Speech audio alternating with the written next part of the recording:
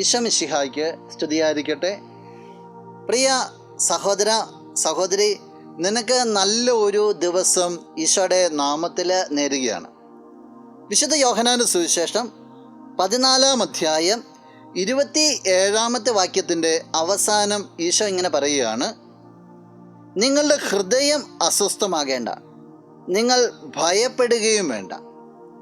ഈശോ തൻ്റെ ശിഷ്യന്മാരോട് പറയുകയാണ്, നിങ്ങളുടെ ഹൃദയത്തിൽ അസ്വസ്ഥത കൊണ്ടുവരേണ്ട കാര്യമില്ല, നിങ്ങൾ ഭയപ്പെടേണ്ട കാര്യമില്ല.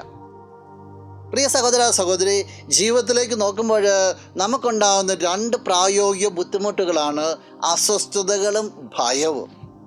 ഈശോ 2 മേഖലയും ജീവിതത്തിൽ കൊണ്ടുവരേണ്ട ആവശ്യമില്ല എന്ന് പറയുക. ടെൻഷൻ, അസ്വസ്ഥതകൾ അതെല്ലാം വിട്ടുകളയുക, ഭയത്തിൻ്റെ എല്ലാ മേഖലയും വിട്ടുകളയുക. എന്തുകൊണ്ട് ഈശോ അത് പറയുക?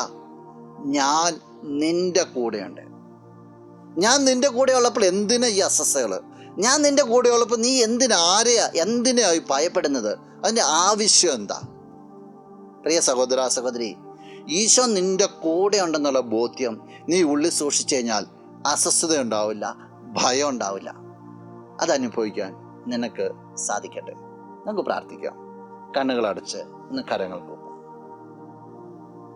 നല്ലവനായ കർത്താവേ, നിന്നെ അങ്ങ് സ്തുതിക്കുന്നു, ആരാധിക്കുന്നു, മഹത്വപ്പെടുത്തുന്നു. ഈശോയെ വ്യക്തിയെ സമർപ്പിക്കുകയാണ്.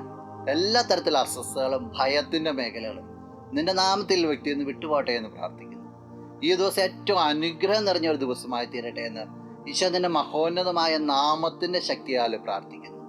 ഇപ്പോഴും എപ്പോഴും എന്നേക്കും. ആമേൻ.